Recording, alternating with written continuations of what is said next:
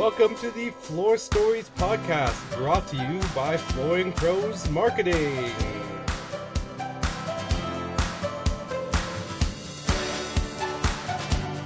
Is producing the results, and it was just a huge aha moment for me. And I really start looking at my numbers, and I'm like, well, look at that. My cost per lead has more than doubled, about 2.6 times higher cost per lead, and I'm spending the same amount of money. Well, if I want more leads, spend more money, and that's been completely true. Yeah. I'm getting more leads. I am getting them at a higher cost per lead. So we are looking at that and seeing what we can do to decrease that cost per lead. But you know what? We got freaking leads coming. So I can fix that problem down the line. But that's the first thing to do. You want more leads, spend more money. All right, we're back with another Floor Stories podcast.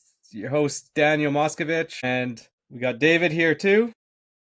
Hey everybody, David Rigwa here. David, what's up? Flooring Pros. Hey, just excited to do another Floor Stories podcast and meet our next guest, who is a very successful flooring entrepreneur, and we're excited to hear his stories. So who do we have with us here today, David? Today we have Shane Levinson with Vision Flooring out of Phoenix, Arizona. And Shane, thank you so much, first off, for joining us. I appreciate you taking the time out to chat with us today and share a little bit about your journey in the flooring business. So Shane, if you wouldn't mind, kind of introduce yourself a little bit and, give us a little bit of background of maybe how long you've been in the business and whatnot. Yeah, appreciate you guys having me on. But yeah, my name is Shane Levinson. I own a flooring company here in Chandler, Arizona called Vision Flooring. And especially for the listeners, if they're on Facebook and much, they probably recognize that last name. Yes, I am the son of Jerry Levinson. We started the business together about 10 years ago, just over 10 years ago. And 4 years ago, I put him into early retirement and bought his stake out in the company. He did a wonderful job growing it and creating the systems and processes to make it a lucrative deal for him and for me too. We have a great foundation, and it's been quite the journey, especially neither of us having any flooring experience. Actually, my flooring experience consisted of about 6 weeks as a helper for a tile installation crew. And yeah, maybe 6 weeks. So before diving right in, but it's been an incredible journey. We've been super blessed with this industry. It's one that, fortunately, with everything that's going on in the world and the AI revolution, we're pretty well safe here. It's a value add for us. So it's just a great industry. Really grateful to have the opportunity to serve the community in this capacity and provide a great experience. That's awesome. Before we get into your journey and how it all began, like how you got started with flooring, you and your dad, let's get to know you a little bit better. Tell us about yourself. Where would we find you on a weekend outside of the flooring store? On a weekend, either you're going to find me at church or golf, and church on Sunday, and try to golf on Saturdays if I can. I haven't been able to much lately, but I've got a wonderful family, wife, and 2 kids, a 3-year-old and a 5-year-old, praying for another 1 or 2 here in the near future. But yeah, that's spending time with family or golfing. Wonderful. That's awesome. Well, we got to get out on the links one of these days when we get down there to Arizona, David. Yeah, I'm ready to go. I want to handicap and tell us about Phoenix and Arizona. What do you love about that place, living there? And if anyone has never been, if they come to visit the Phoenix area, what are some hidden gems? Yeah, Phoenix is awesome. It's the fourth or fifth largest city in the country, but still doesn't feel like it. Our freeway infrastructure and our street infrastructure is just unbelievable. Low taxes, low regulatory burdens. It's a great place for investment. We have been booming as a state for the last 10 years, and certainly after COVID. We're like a suburb of California at this point. But we're getting the Republicans out of California, so that's been at least good for us. But no, it's an amazing place. Definitely got to see the Grand Canyon at least once in your life. It really is just so majestic and unbelievable scale. Yeah, you got to see it once. But yeah, golf. If you're a golfer, Arizona is a place to go. Yeah, so I've heard. Still haven't golfed there yet, but one of these days soon. Right. And what's your favorite sports team? I would say I don't even watch. Since all the BLM crap, I completely gave up on sports. I don't even know who the teams are anymore. I'd say, an Arizona. I'm a true Arizona sports fan. If Arizona teams are doing good, I'll be fans. If they're not good, then I don't care. Well, this is a fair weather fan state. We have so many transplants too that Yeah. you go to a sporting event, and every sporting event, 50 to 60% of the people in the crowd are going to be for the other team every time. I feel bad for the athletes. Yeah, especially if you have all us Canadians down there. Right. This podcast is brought to you by us here at Flooring Pros Marketing. If you'd like some help telling your floor story, reach out to us at sales@flooringprosmarketing.com or visit our website at flooringprosmarketing.com. Have a great day. All right, well let's talk about how it began, your journey into flooring. So how did you guys first get involved in the flooring business? I know that your dad Jerry had a blinds business. Is that how you transitioned into the flooring, or did it start with the blinds? Yeah, my dad had a window covering company for about 20 years. Sold it in 2000. I was in Afghanistan, so 2012 or 13 is when he sold the company and ended up doing some business consulting at that time for a flooring dealer. And by the time he got in there, he just said, he was done. Was spending his life savings just to keep the business afloat. Wasn't priced right, had no controls, didn't know his numbers, and it ended up crushing him. So by the time he got in there, said, hey, it's time to be done. We got the opportunity to buy some assets, buy the phone number and a little bit of inventory, forklift, just a few of those things. And we started operating in February of 2015, a company we named Carpets of Arizona. 10 years ago, it's amazing what the industry has done. 10 years ago, there was a lot more carpet going into homes, and Carpets of Arizona was the name we went with. And, we did really well, out the gate. I think, what was it? That was February. We had a good month. I think March, we had $12,000 in sales the entire month. And we started off very overhead heavy. We had 2 salespeople, and we weren't doing the selling. And I remember that second month, like literally 12,000 in sales the entire month. I didn't even cover payrolls. Yeah, yep. And so we just kept growing. My dad was really good on the marketing and saw early on that flooring companies weren't even on the internet at this time. I mean, 9 out of 10 were not on the internet, or they had a website that was built by their nephew for $20 and a pack of donuts, and like hasn't been updated in 3 years either. So we just saw that as the opportunity, emphasized trying to get reviews and really winning on quality of service, not on price. And that gave us, about an average growth rate year over year until I took over of about 40%.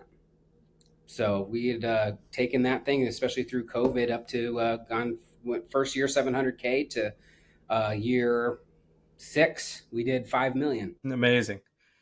So walk us through those first 3 months. Not being able to make payroll and trying to learn a new industry about the products and how to market them and how to sell them. It must have been absolutely like a wild, chaotic time. But looking back on that, what do you appreciate about the beginning times? Because everyone, we're glad that we got through the hustle and the startup phase. But sometimes looking back, you kind of miss the good old days when you were first starting off. What are some of your fondest memories there, and maybe some horror stories also that you can help prevent other people from making? Yeah, I would say, you know what, we went all in. I'd say the biggest mistake, we went all in on print. We went all in on newspapers ads, spent lots of money. Our first year's marketing, a big chunk was on newspaper, which was a total flop. Newspaper. Can you remind our audience what a newspaper is? Yeah.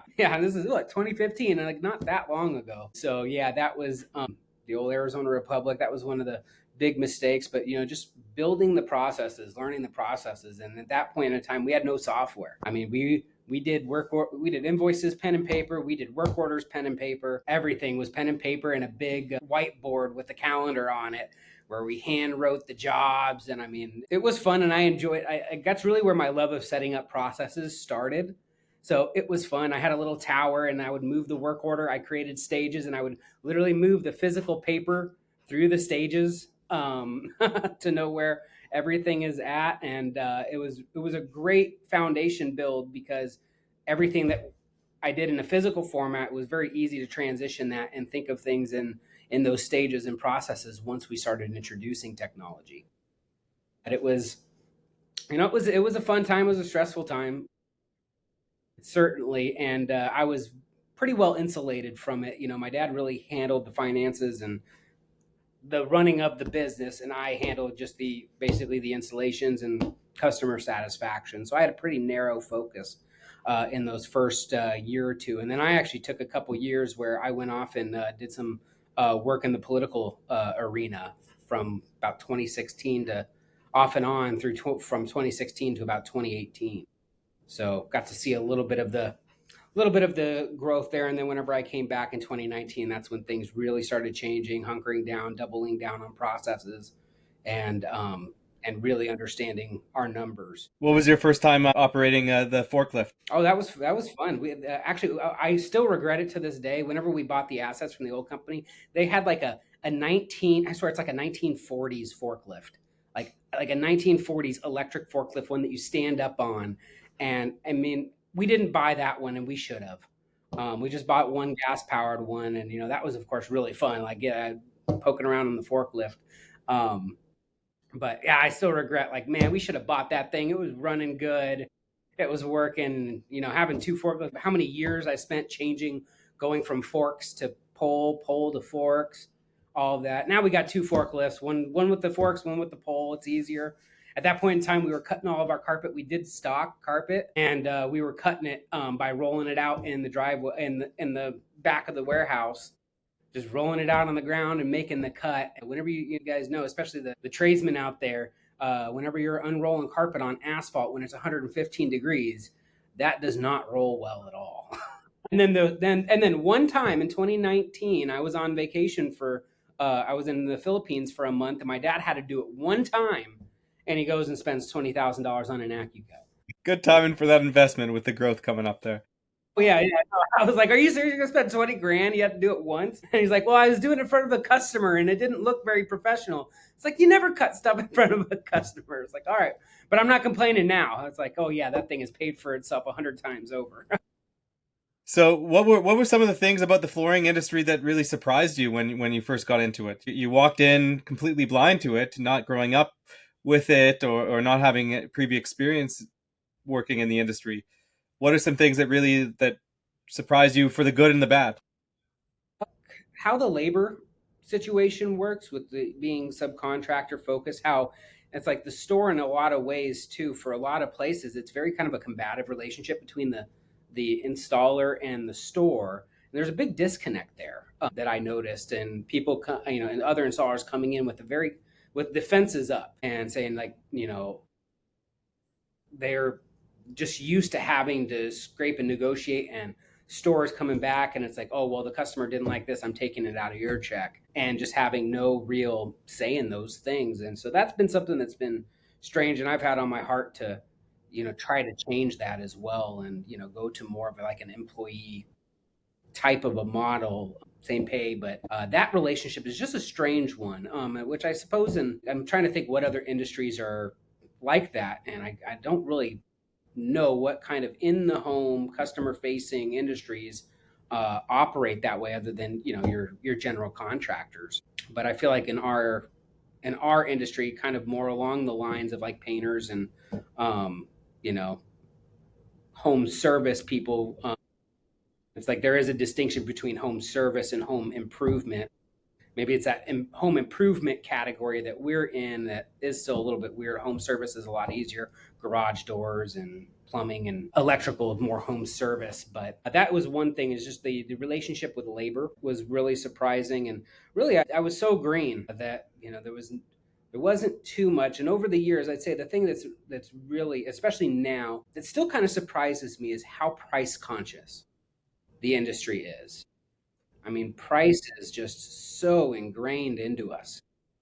and nobody can afford it, and everybody, of course, everybody wants the cheapest deal. That's of course true. We all want to pay less, but the idea that people are just going to choose the cheapest price and it's just all about the bottom dollar, and it's like, man, you're touching everything in this person's home.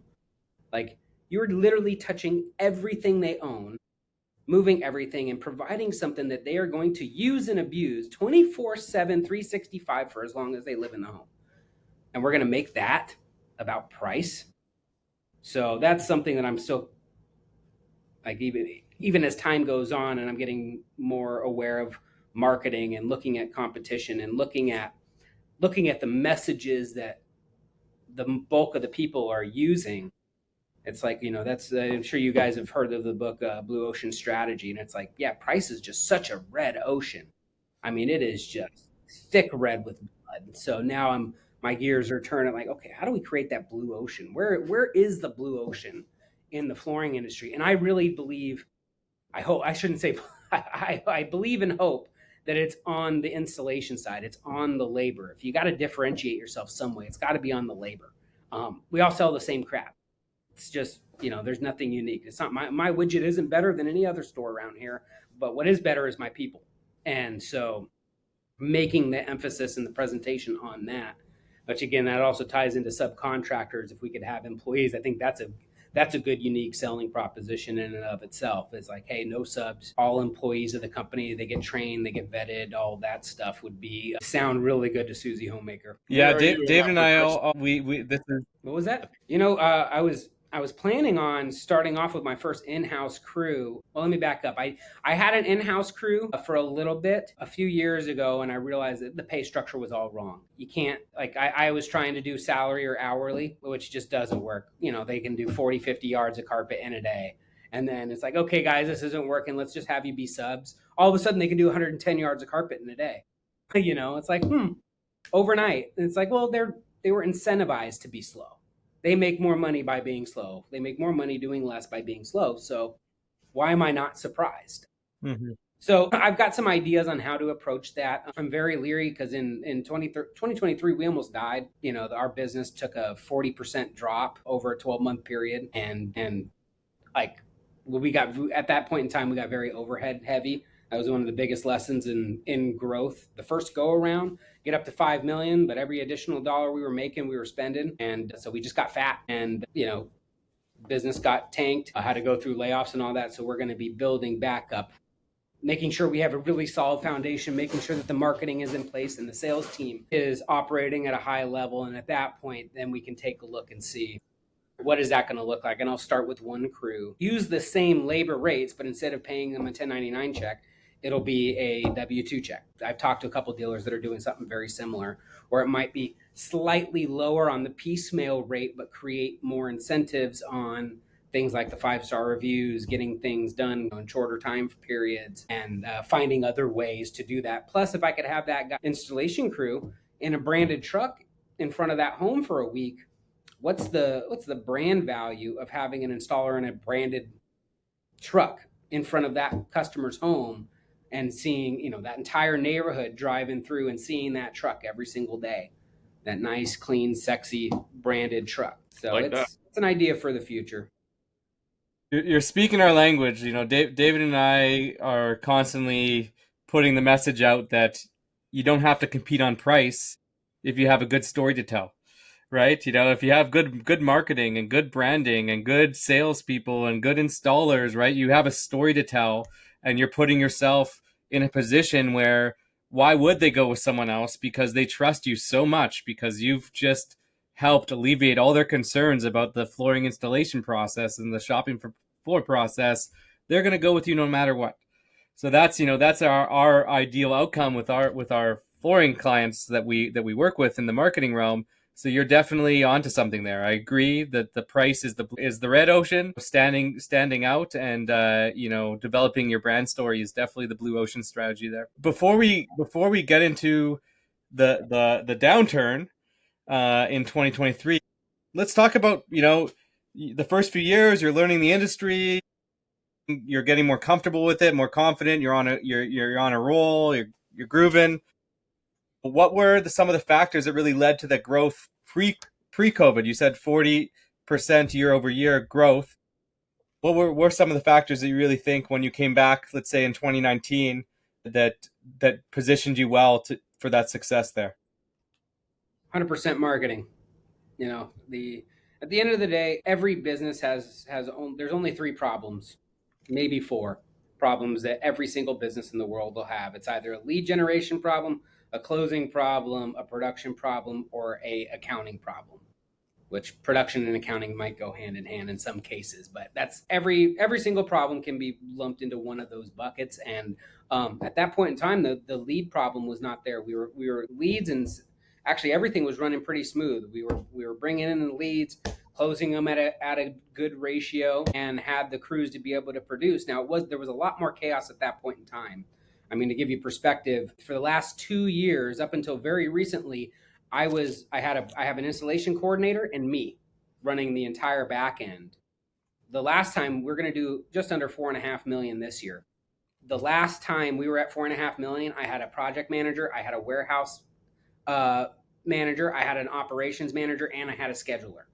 I had double the staff to do the same volume that we're doing now, and we can only do that now because we've got really good processes. Where I can't remember the last time. Again, this is me and this one installation scheduler. We've got good software and everything. I can't remember the last time it's been, calling the installer. Oh, hey, where you at? Oh, I didn't know I had a job today. That problem has completely gone away with the implementation of processes and technology. So that's really what I attribute those years. Those were the growing things that helped on the back end. And whenever you're getting leads and sales, sales cures all. So it's just the marketing, getting on with digital advertising, spending money. You can't be scared to spend money on marketing. It's not an expense; it's an investment. It's an investment. Yeah. Amen to that. You heard it here first, True. you guys. You heard it from Shane.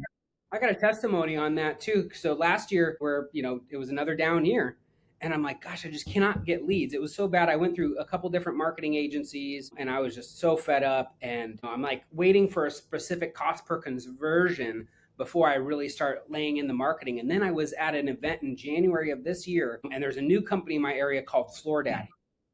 This is their first full calendar year in business, and they're going to do over 10 million. And I'm like, this is ridiculous. And I got to talk to the marketing director over there, and he's like, well, yeah, here in July we spent 15 grand, in August we spent 30, in September we spent 85, and in October we spent 95. And it's just like the dude's just spending so much money. I just spending out the rear end, but it's producing the results. And it was just a huge aha moment for me. And I really start looking at my numbers, and I'm like, well, look at that. My cost per lead has more than doubled, about 2.6 times higher cost per lead, and I'm spending the same amount of money. Well, if I want more leads, spend more money. And that's been completely true. Yeah. I'm getting more leads. I am getting them at a higher cost per lead. So we are looking at that and seeing what we can do to decrease that cost per lead. But you know what? We got freaking leads coming. So I can fix that problem down the line. But that's the first thing to do. You want more leads, spend more money. It's literally like I know it's just shocking revelation. Like you just wouldn't think, but yeah, seriously, you want more leads, spend more money. It really is that true. You're speaking our language. David and I have this calculator that we like to brain up sometimes, which basically just says that at the beginning, until you have like all the reputation, the reviews, and all the brand stuff, and some videos, and that story that you can tell, just you want more leads, spend more money, and your cost per acquisition, your cost per lead, and cost per customer acquisition is going to be higher because you don't have all the other stuff that's going to lower that stuff. But then, like you said, you can work on the things to brain it down, focusing on your USPs, telling your story, the brand messaging, brand story, all that kind of stuff, and then get that cost lower. But we see it as well. I mean, we work with, dozens of flooring retailers, and the difference between the ones who spend the minimum and the ones who are not afraid to spend on advertising, it's really night and day. And it's pretty incredible to see. Yeah. And you can't just do it once. You can't just do it for a month and like, oh, that didn't work. From what I found is it took about 3 months of spending. I started this year with about a 20 grand a month total marketing budget. Now I'm spending 40 grand on Google alone last month. So like our total marketing spend is 3 times what it was, and we're up 40%. So, and it took time. It's like, okay, that first month I went from, 20 to 28 to 32 to 36. It wasn't until I got about to that 36 mark after 3 months of increasing the spend is whenever it really shifted. And we went from generating, 20-ish leads a week to now generating 30 to 40 leads a week. The amazing thing about that's awesome. So to get the same. Mm-hmm. All right, so two other things I would love to touch on. Which came first, the rebrand, or you buying your dad out? So I bought him out in 2021, and then I realized, just listening to customers, like we get customers that call back and say, "Hey, I just had vinyl plank put in. Can you come back and tack in the carpet you did?" It's like, "Well, we do that." Like, "Oh, I didn't realize." And then, we'd be getting people, they'd always get our name wrong, Carpets of America, Arizona Carpets, and like the name was always wrong, and the brand was just a little bit too. It didn't speak to the quality that we were providing. There was a caricature of me, my dad, and my son, and like it was very, I don't want to say juvenile, but like just amateurish. And so I wanted to really sell on that quality, and realizing, there's just way less carpet going into a home. Like, it used to be, 50% of the home was carpet, and now it's 20%. So kind of saw the writing on the wall, and so decided to rebrand. Went through Kick Charge Creative, who is phenomenal. They're like the gold standard for branding in the home service world. The guys behind Gettle, A1 Garage Door, so many others. They just do a phenomenal job. And so let them design the brand and everything. And we launched the same quarter that the industry hit its first down quarter in like 5 years. So the timing was horrible. And if you want to know how not to do a rebrand, let's talk. Because boy, I did it. I made every wrong decision in the rebrand that was possible and executed so poorly. And it did. It nearly killed us. We rebranded in August. By October, I had to lay off 40% of the company by October. So our decline, it was like 50% almost overnight launching the brand. And then we just struggled for like a year and a half, 2 years before we really hit our stride, and now really seeing the fruits of the brand change. What were the top 3 mistakes that you made, and how would you do it differently? Number one is saying, on this day, we're taking off this hat and putting on this hat. That was stupid. That should have been a slower rollout. You know what? Create a second Google business profile, run both websites, start running ads on both websites. There's so much software now too, whenever it comes to calls. Literally, if you got Call Rail, which is super cheap, you can have a whisper message that goes in when you answer it. It'll literally tell you, do you answer the phone Carpets of Arizona or Vision Flooring? I would have done that and just literally ran both brands tandem for a period of time and started moving assets towards Vision Flooring and really promoting the rebrand too. It's a reason to get loud. That's one thing. Admittedly, I'm not a very good promoter. I don't want to get loud and boisterous and look at me. But that's exactly what we should have done while we were going through that rebrand. And we did it very quietly. I think we sent like 2-3 emails to our database, made no announcement on it. We did a Chamber of Commerce deal. But that was like the number one thing though, is not just saying, okay, kill the old website. We're now the new brand today. And that was just so stupid. And that's number 1, 2, and 3.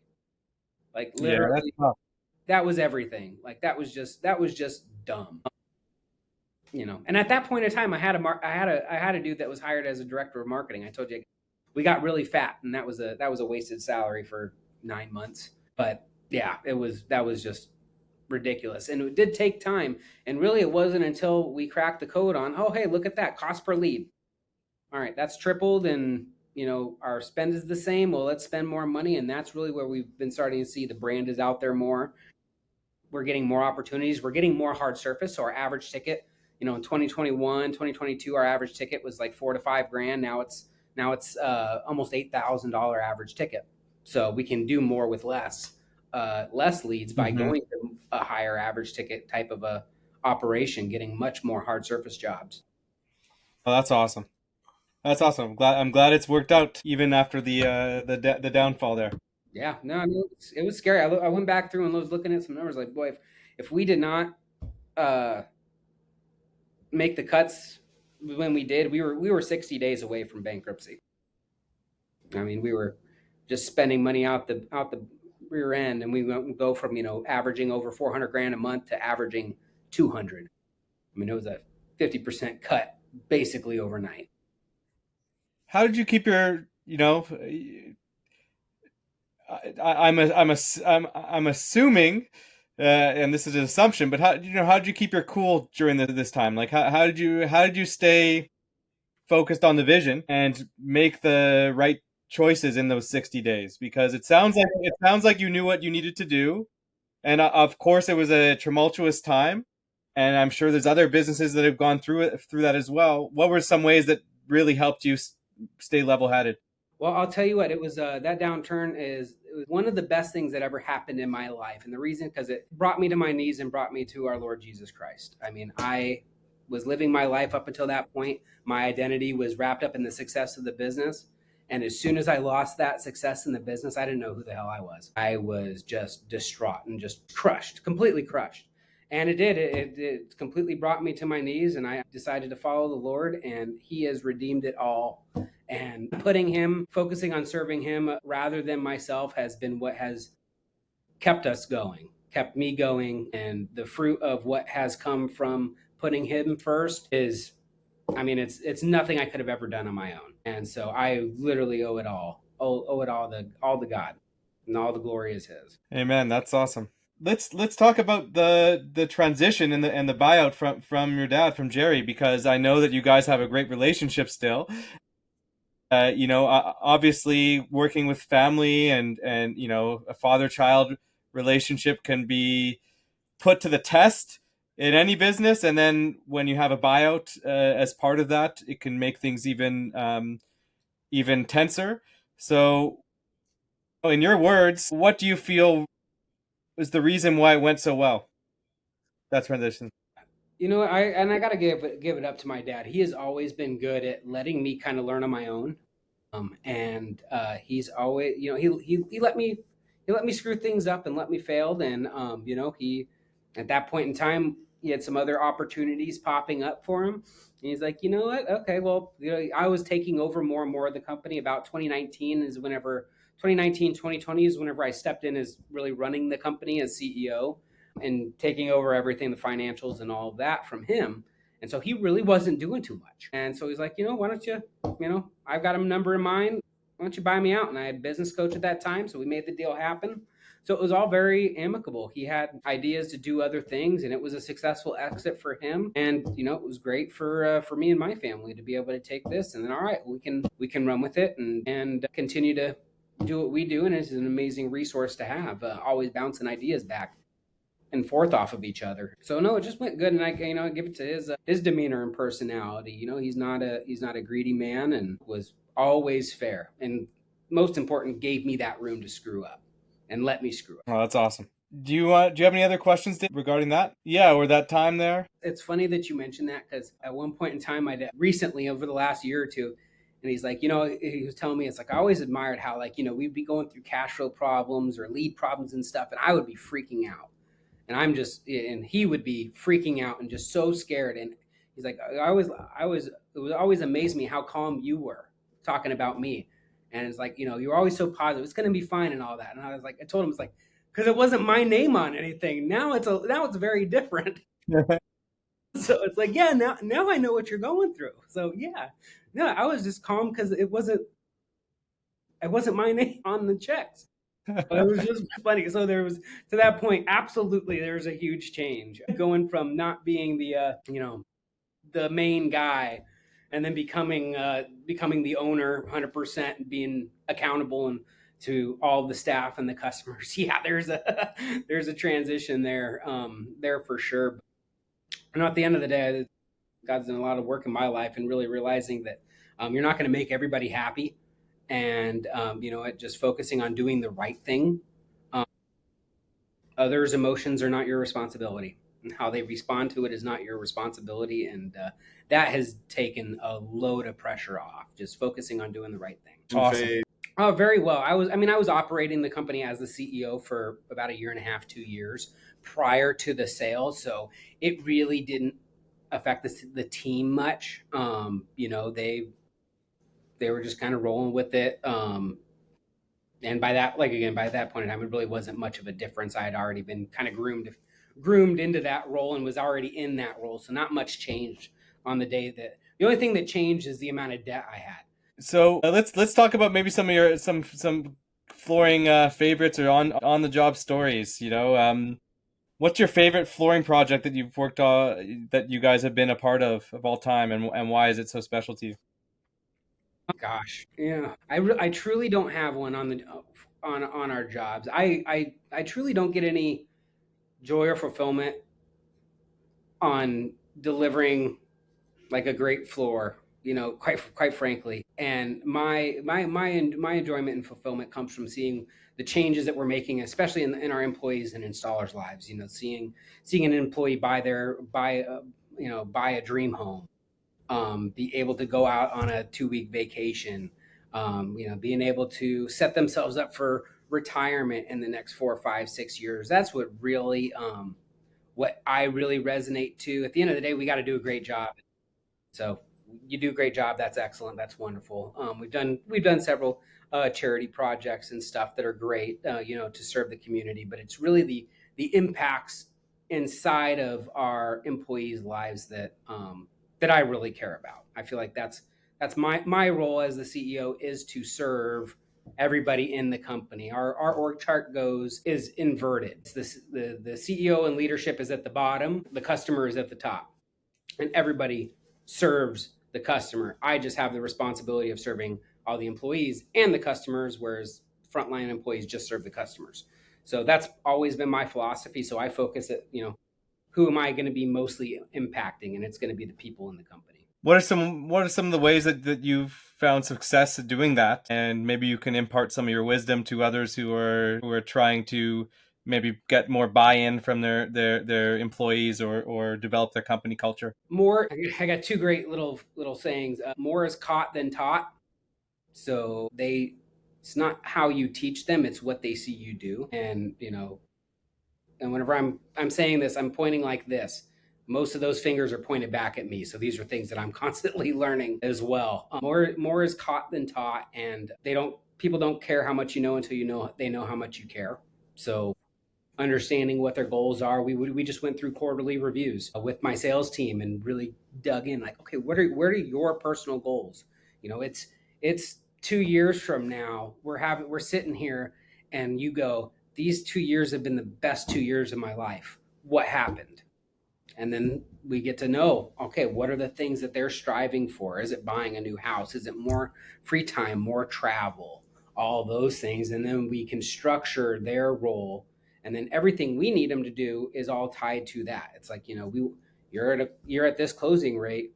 Let's work to get to this closing rate. And the reason why is if you do this closing rate, you're going to earn an extra, 18% income, which is going to result in an extra $20,000 a year in your income that funds your travel. So that's why we need you to do these things so that you can win.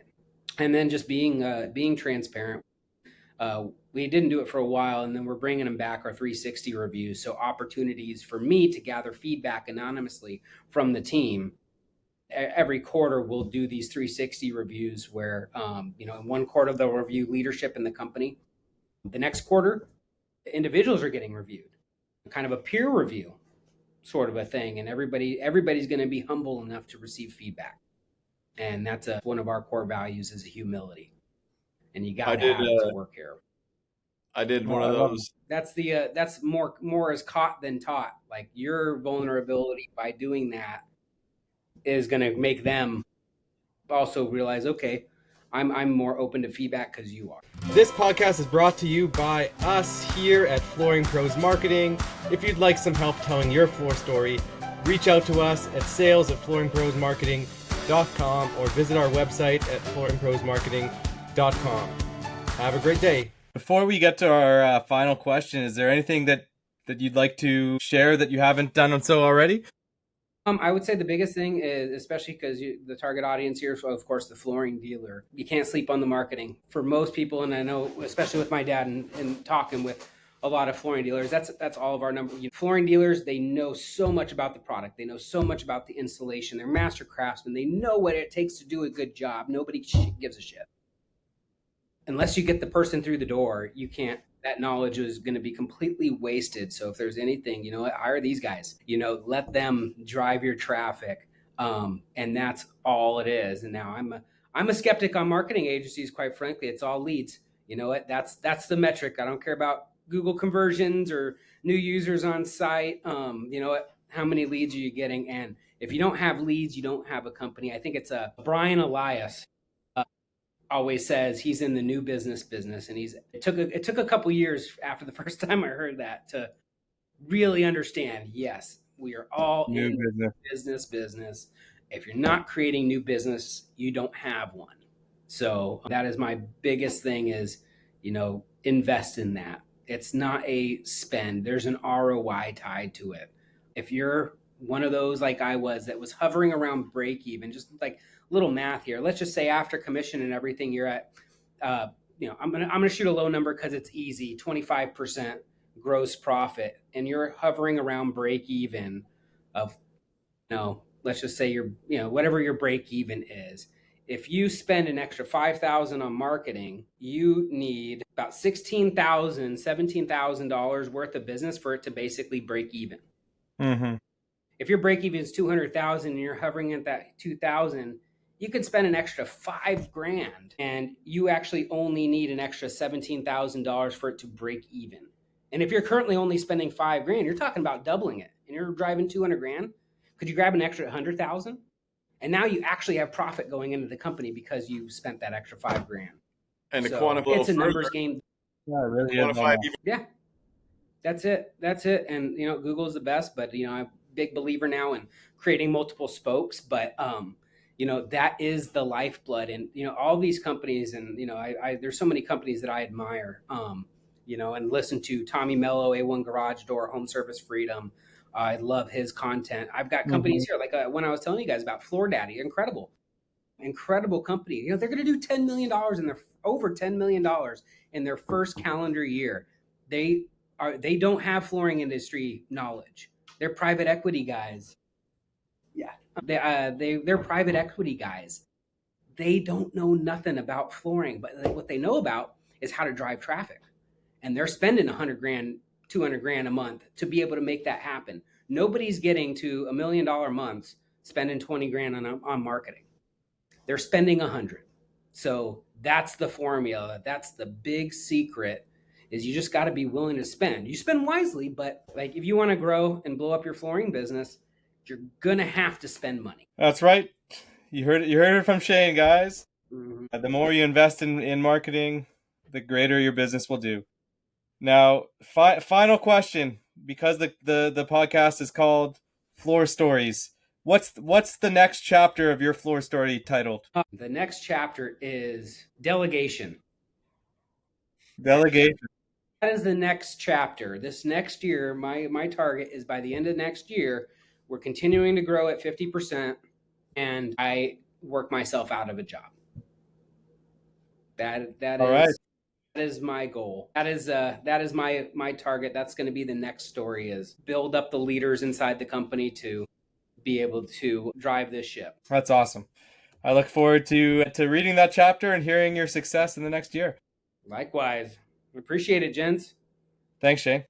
Hey, Flooring Pros, thank you so much for spending your time and listening to this episode of the Floor Stories podcast.